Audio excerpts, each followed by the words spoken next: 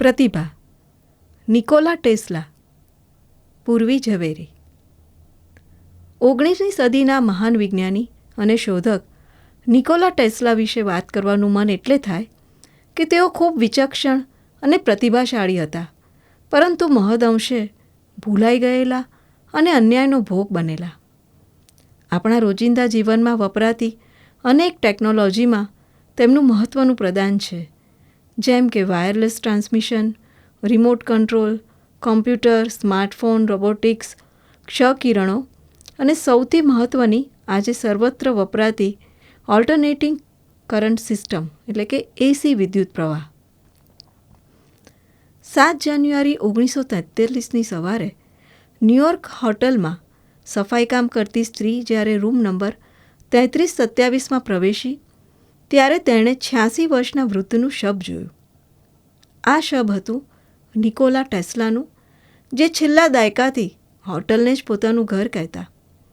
જ્યારે તેઓ મૃત્યુ પામ્યા ત્યારે તેઓ એકાકી અને ભાંગી પડેલા હતા.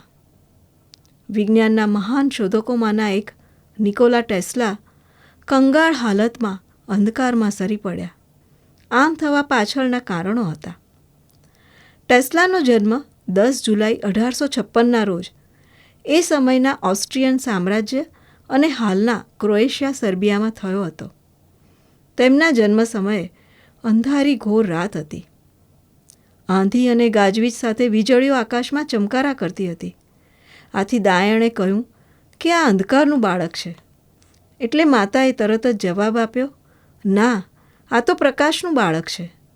માતાને ખબર નહોતી કે પોતે ખરેખર ભવિષ્ય ભાગતી હતી.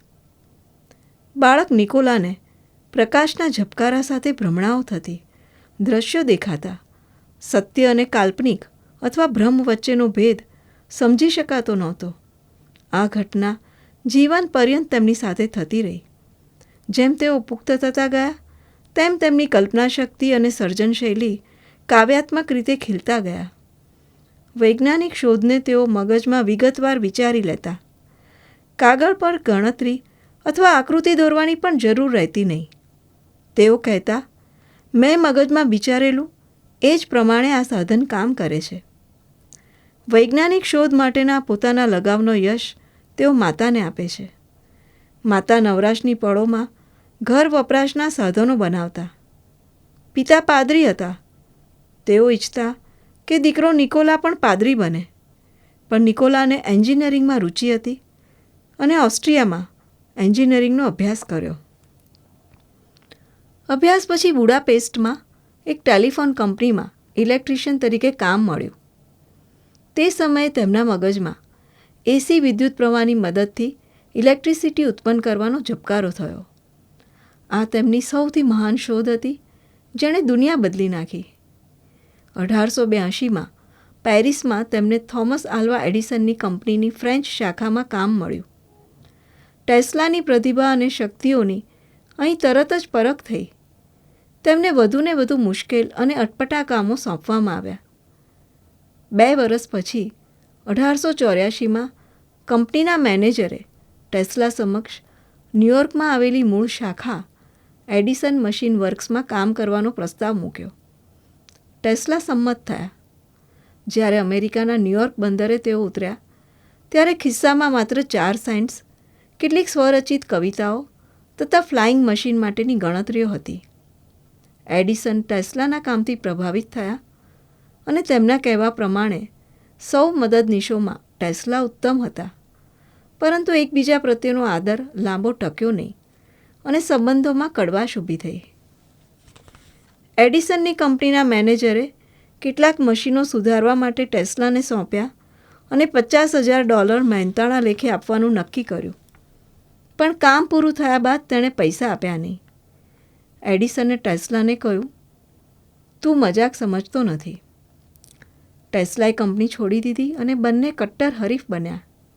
એડિસન ડીસી વિદ્યુત પ્રવાહની તરફેણમાં હતા, જેમાં વિદ્યુત પ્રવાહ એક જ દિશામાં વહન કરે છે, જ્યારે ટેસ્લા એસી વિદ્યુત પ્રવાહના હિમાયતી હતા, જેમાં વિદ્યુત પ્રવાહ નિશ્ચિત અંતરાલે દિશા બદલે છે. ટેસ્લાએ એસી પાવર સિસ્ટમ પર કામ કરવાનું ચાલુ કર્યું અને એસી ઇન્ડક્શન મોટરની શોધ કરી. આ મોટર વડે કાર્યક્ષમ રીતે ઇલેક્ટ્રિકલ પાવરનું યાંત્રિક અથવા મિકેનિકલ પાવરમાં રૂપાંતર થાય છે અને વિશ્વભરમાં ઘેર ઘેર ઇલેક્ટ્રિકલ સાધનોમાં વપરાય છે. ટેલિફોનની શોધ પછી આ સૌથી મહત્ત્વની શોધ હતી. આ ઇન્ડક્શન મોટરનું એક સ્વરૂપ ઇલેક્ટ્રિકલ કાર કંપની ટેસ્લામાં વપરાય છે અને તે કંપનીએ તેનું નામકરણ ટેસ્લા નિકોલા ટેસ્લા પાછળ કર્યું છે. જ્યોર્જ વેસ્ટિંગહાઉસ, જેમની ઇલેક્ટ્રિકલ પાવરના ક્ષેત્રમાં મહત્ત્વની ભૂમિકા હતી, તેઓ ટેસ્લાની એસી મોટરની અગત્ય પામી ગયા. ટેસ્લાએ $60,000 એસી મોટર બનાવવાનું લાયસન્સ વેસ્ટિંગહાઉસને આપ્યું અને વેસ્ટિંગહાઉસે ટેસ્લાને સલાહકાર તરીકે રાખ્યા. હવે એડિસન અને ટેસ્લા વચ્ચે ડીસી અને એસી વિદ્યુત પ્રવાહનું યુદ્ધ શરૂ થયું. એડિસને એસી વિદ્યુત પ્રવાહને નિષ્ફળ અને જોખમી પુરવાર કરવાના બધા જ પ્રયત્નો કર્યા, પરંતુ સફળ ના થયા. ટેસ્લાએ શિકાગોમાં વિશાળ કોલંબિયન પ્રદર્શનને એસી વિદ્યુત પ્રવાહ દ્વારા ઝળહળતી રોશની પ્રદાન કરી. નાયગ્રા ફોલ્સમાં પ્રથમ એસી વિદ્યુત પ્રવાહનો પાવર પ્લાન્ટ ઊભો કર્યો. એસી વિદ્યુત પ્રવાહ જ સલામત અને ભરોસાપાત્ર પદ્ધતિ છે અને તે નિર્વિઘ્ન ચાલી શકશે તેમ સ્થાપિત કર્યું. લોકોએ સ્વીકાર્યું કે ભવિષ્યમાં એસી વિદ્યુત પ્રવાહ દ્વારા જ પાવર મળશે. નાયગ્રા ફોલ્સમાં નિકોલા ટેસ્લાનું સુંદર સ્મારક છે. પરંતુ મુશ્કેલીઓ શરૂ થઈ. જ્યોર્જ વેસ્ટિંગહાઉસની કંપની નાણાકીય મુશ્કેલીમાં મુકાઈ અને $1 કરોડ દેવું થયું. વેસ્ટિંગહાઉસે ટેસ્લાને એની રોયલ્ટી ઓછી કરવા માટે વિનંતી કરી. ટેસ્લાનો એના મિત્ર માટેનો અનુકંપાનો ભાવ એટલો તો પ્રબળ હતો કે તેણે બંને વચ્ચેનો કરાર જ ફાડી નાખ્યો અને એ સમયના $1-2 કરોડ રોયલ્ટી જતી કરી. ટેસ્લાએ જો આમ ન કર્યું હોત તો તે આજે દુનિયાની સૌથી ધનાઢ્ય વ્યક્તિ હોત. ટેસ્લાને વેસ્ટિંગહાઉસ પ્રત્યે કૃતજ્ઞતાની લાગણી હતી. જ્યારે કોઈને ટેસ્લાના સંશોધનોમાં વિશ્વાસ નહોતો, ત્યારે વેસ્ટિંગહાઉસે ટેસ્લામાં દ્રઢપણે વિશ્વાસ મૂક્યો હતો. વેસ્ટિંગહાઉસ મુશ્કેલીમાંથી ઉગરી ગયા અને ટેસ્લાને $2,16,000 પેટન્ટ વાપરવાના હક તરીકે આપ્યા. ટેસ્લા નાણાકીય રીતે સ્વતંત્ર બન્યા અને ન્યૂયોર્કમાં કેટલીક પ્રયોગશાળાઓ શરૂ કરી.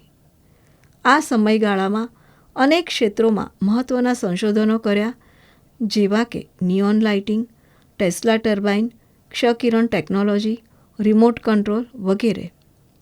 રિમોટ કંટ્રોલ એ સમયે અજાયબી ભર્યું હતું અને ટેસ્લાએ એના સૌ પ્રથમ ઉપયોગથી મેડિસન સ્ક્વેર ગાર્ડનમાં એક હોડીને તરતી કરી.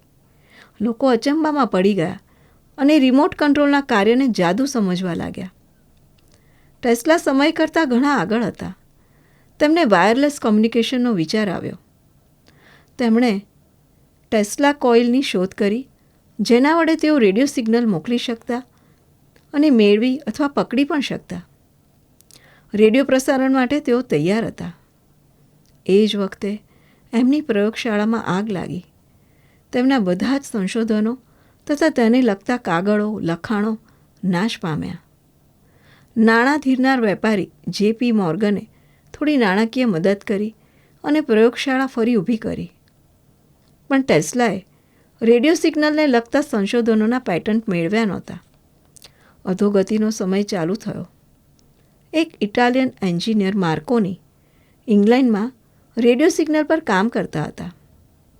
તેમણે 1901માં સફળતાપૂર્વક એટલાન્ટિક મહાસાગરના પૂર્વ કિનારેથી પશ્ચિમ કિનારા પર રેડિયો સિગ્નલ મોકલ્યા.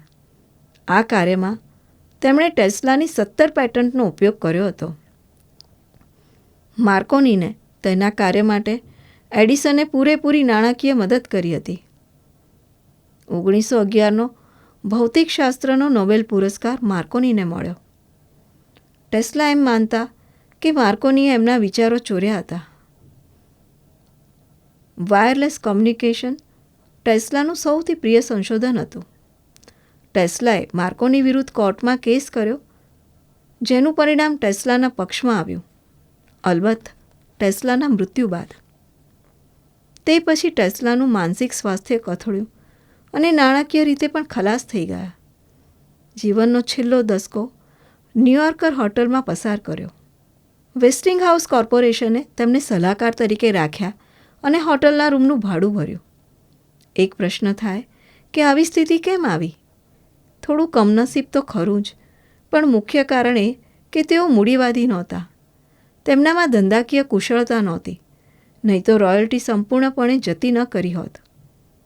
ટેસ્લા વિજ્ઞાનનો ઉપયોગ લોકોના લાભાર્થે જીવનસ્તર સુધારવા માટે કરવા માગતા હતા. નિકોલા ટેસ્લા ઇજનેર અને વૈજ્ઞાનિક હોવા ઉપરાંત એક કવિ, ફિલસૂફ, સંગીતના જાણકાર તથા ખાનપાનના પારખું હતા. ફ્રાન્સિસ ક્રોફર્ડ અને માર્ક ટ્વેઇન તેમના સારા મિત્રો હતા. કબૂતરો તેમના કુટુંબીજનો હતા. ટેસ્લા નિયમિત રીતે તેમને ચણ નાખતા. તેઓ ન્યૂયોર્કમાં 60 વર્ષ રહ્યા. મેનહટનની 40મી સ્ટ્રીટ અને 6ઠ્ઠી એવન્યુ પરની જગ્યાનું નામકરણ નિકોલા ટેસ્લા કોર્નર કરવામાં આવ્યું છે. ભૌતિકશાસ્ત્રમાં ચુંબકીય ક્ષેત્રને માપવાનો એકમ ટેસ્લા તરીકે ઓળખાય છે. આગળ જોયું તેમ ઇલેક્ટ્રિક કાર કંપની ટેસ્લાનું નામકરણ નિકોલા ટેસ્લા પાછળ કરવામાં આવ્યું છે, જે આ મહાન સંશોધકને આપવામાં આવેલી શ્રદ્ધાંજલિ છે.